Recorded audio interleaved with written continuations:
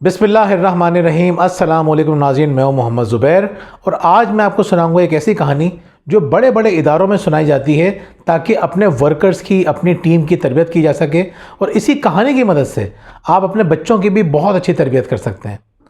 नाज़रीन, एक साइंसदान था, उसने एक बड़ा सा वाटर टैंक, पानी का टैंक बनाया और उसके अंदर एक शार्क और छोटी छोटी मछलियाँ छोड़ दी। अच्छा, ये कहानी बड़ी इंटरेस्टिंग है, इसमें आपको दो बड़े मैसेज मिलेंगे। अगर आपने कहानी पहले नहीं सुनी है तो आज सुन लें, और अगर आप पहले कहानी सुन चुके हैं तो इस कहानी में जो मैसेज मिल रहा है उसको बहुत गौर से सुनिएगा। तो उसने एक बड़ा सा वाटर टैंक लिया, उसमें एक शार्क छोड़ी और छोटी छोटी मछलियाँ डाल दी। अच्छा, होता क्या है, जब आप किसी शार्क के साथ छोटी मछलियों को डालेंगे तो क्या होगा, 2 मिनट में वो सारी छोटी मछलियों को खा जाएगी। यही हुआ, शार्क ने तमाम छोटी मछलियों को फ़ौरन खा लिया। इसके बाद उस साइंसदान ने उस टैंक के बीच में एक शीशे की दीवार खड़ी कर दी, ऐसी दीवार जिससे आर पार देखा जा सकता था लेकिन जाया नहीं जा सकता था। अब उसने एक तरफ शार्क को रखा और दूसरी तरफ छोटी छोटी मछलियाँ डाल दी। जैसे ही छोटी मछलियाँ डाली गईं, शार्क ने फ़ौरन उनकी तरफ हमला किया, लेकिन वो उस शीशे की दीवार से टकराई और वहाँ तक नहीं पहुँच सकी। शार्क को बड़ी डिसअपॉइंटमेंट हुई, लेकिन खैर उसने हिम्मत नहीं हारी। वो घूम फिर के दोबारा आई, दोबारा हमला कर दिया, दोबारा उस शीशे से टकराई, दोबारा नाकाम हो गई। घूम फिर के फिर दोबारा आई, फिर हमला किया, फिर टकराई, फिर वापस चले गई। कई कोशिशों के बाद उसको ये एहसास हो गया कि मैं वहाँ तक नहीं पहुँच सकती, मैं उन्हें नहीं खा सकती। अब क्या हुआ, अब ये हुआ कि उसने हमला करना ही छोड़ दिया।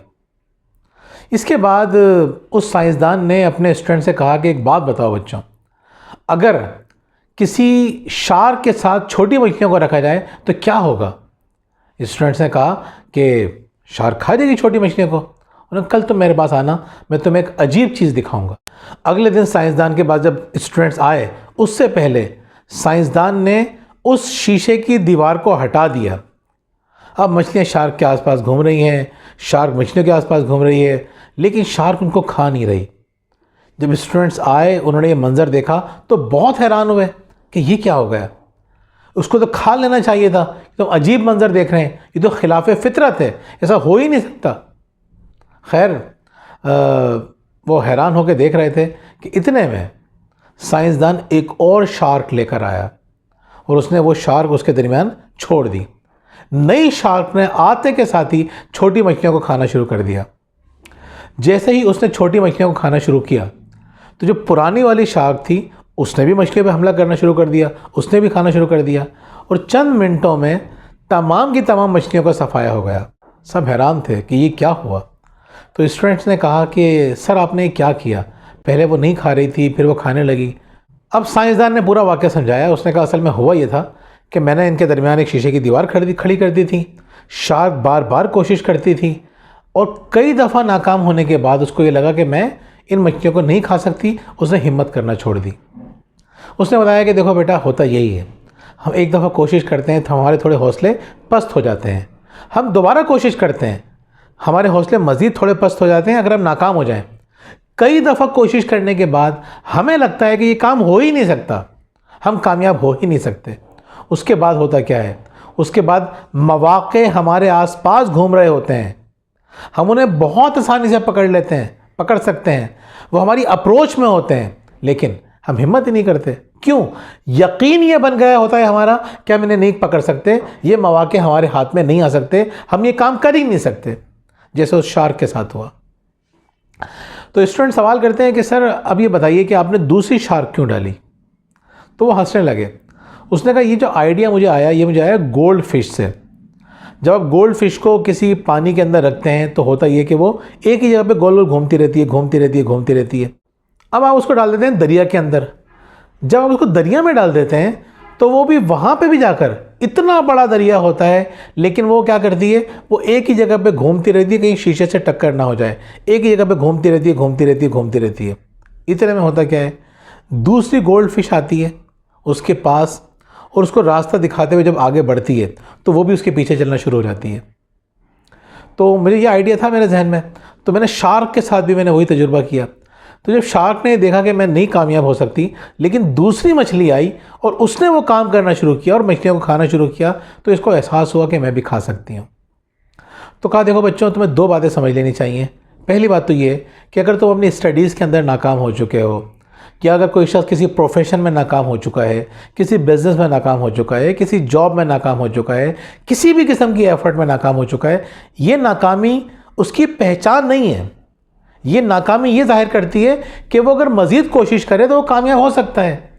इतनी बड़ी बात नहीं है। लेकिन दूसरी बड़ी बात ये है कि ये बिलीफ चेंज कैसे होता है। ये बिलीफ चेंज होता है उन लोगों के दरमियान रहने से जो वो काम कर रहे होते हैं। अगर तुमने सही लोगों से दोस्ती कर ली तो उसका तुम्हें फ़ायदा ये होगा कि वो सही लोग तुम्हें सही रास्ते पे लेके चले आएंगे। नाज़रीन, ये बड़ी दिलचस्प बात है और हमने ये चीज़ समझी है। हम देखते हैं कि बहुत सारे वालिदैन अपने बच्चों की तरबियत करना चाहते हैं, उन्हें एक अच्छा इंसान बनाना चाहते हैं, कामयाब इंसान बनाना चाहते हैं, नेक इंसान बनाना चाहते हैं। लेकिन होता क्या है, अपनी तमाम कोशिशों के बावजूद वो उन्हें कामयाब इंसान नहीं बना पाते। तो ऐसे मौके पर उनको किस बात की ज़रूरत होती है? ऐसे मौके पर उनको ज़रूरत होती है किसी ऐसे शख्स की जिससे बच्चा मोहब्बत करता हो, जिससे बच्चे की दोस्ती हो। जब वो शख्स आएगा, बातें करेगा, उससे अपनी बातें शेयर करेगा, लेकिन ये नसीहत के अंदाज में नहीं होगा, दोस्ती के अंदाज में होगा, कहानियों के अंदाज में होगा।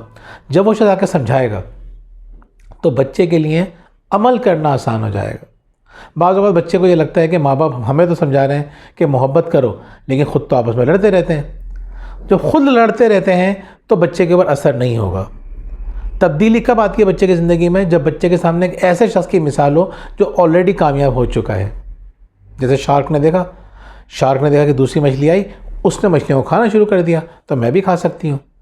आपके साथ भी ये होगा। आप बच्चों से कह रहे हैं कि बेटा पढ़ना बहुत ज़रूरी है, कामयाबी के लिए, तरक्की के लिए, आगे बढ़ने के लिए मुताला करना, पढ़ना बहुत ज़रूरी है, किताबों की ये अहमियत है। मतलब अच्छा, तो आप क्यों नहीं पढ़ते, या आप क्यों नहीं पढ़ती, या अगर आपने पढ़ा है तो आपकी ज़िंदगी में सुकून क्यों नहीं आया? तो ऐसे मौके पर ज़रूरत पड़ती है आपको एक ऐसे शख्स की, कोई रिश्तेदार हो सकता है, कोई दोस्त हो सकता है, जो अगर समझाए, जो कि वाकई में उस काम में कामयाब हो चुका है। जब वो समझाएगा तो बच्चे की ये बात समझ में आएगी। काउंसलिंग में क्या होता है, जो बात माँ बाप समझा रहे होते हैं वही बात एक सिस्टमेटिक वे में एक कोच या काउंसलर समझाता है, तो बच्चे की बात समझ में आ जाती है। काउंसलिंग के बाद रिजल्ट्स अच्छे आना शुरू हो जाते हैं। क्यों आते हैं?